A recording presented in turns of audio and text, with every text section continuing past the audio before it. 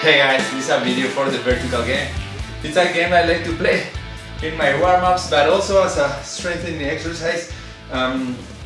It's an awesome game to teach you how to properly load your shoulders and press out of a handstand pike, handstand and so on. So there's three variations: one on the ground, one on the bench or box, one on the wall.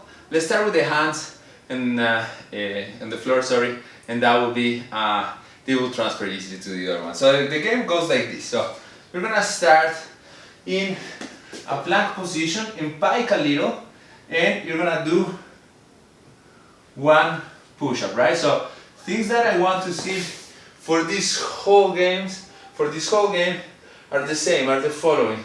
I really want to create a triangle, and I really want to keep the elbows in, right? So in order to keep the elbows in, I'm going to avoid this, and I'm gonna try to do this. How do I do that? By rotating my arms from my hands on the floor. So if I look at this, if I rotate, you'll see how they create a lot of torque, and then when I bend, they go in the right direction. If I don't rotate, they go there, right? So that's the first thing. And the second thing is I really want to create a triangle, an exaggerated triangle. So I don't want to be close here. I want to be far away. Those are the two main things. That's all we're doing. So let's go back to the game. So I'm gonna start in my plank position, pike a little, keep that's one, work the hand a tiny bit, two, work the hand a tiny bit, three, work the hand a tiny bit, four, work the hand a tiny bit, five, work the hands a tiny bit, and six. The game is really how far close to your feet can you go in while keeping the legs pretty straight and the mechanics awesome. And of course, head to the ground each time. This is a game that is not gonna take a lot of reps. You can play with it, you can aim for virtuosity there, right? Like super good mechanics, slow and control, make it look beautiful. Walk the hands a tiny bit.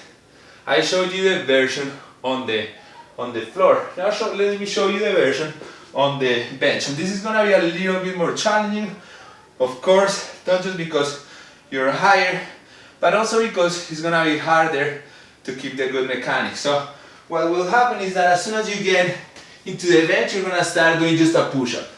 Not what we want. I really wanna go forward, up, and then I walk the hands, up, and then I walk the hands, up, and then I walk the hands. That one I cannot. It's too close. And it's my hamstrings that are actually get a little bit tight.